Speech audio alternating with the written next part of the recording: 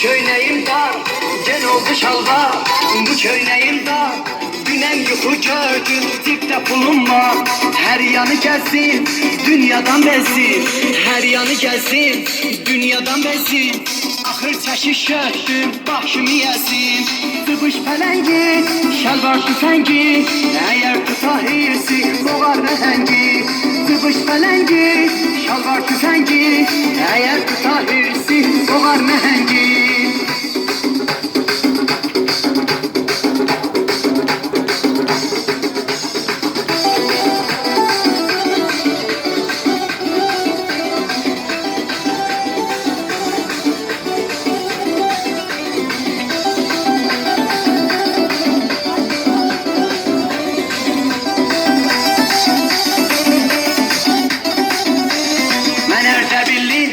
Yoğun sibilli, əsabı xarab, burnu da yerli.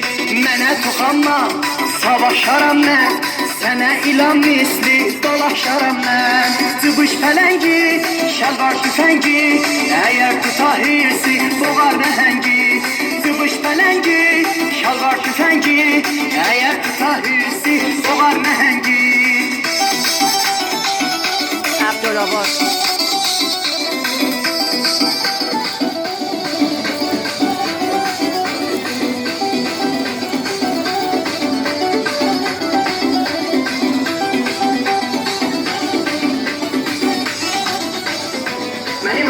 Benim adım Tıbışdı Erdebilli, sakalı yoktu ama çok zibilli.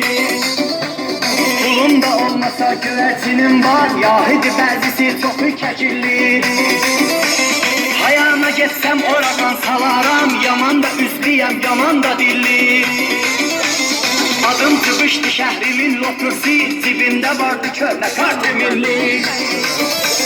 Mən Tıbışə qənari, var adımın çıxar.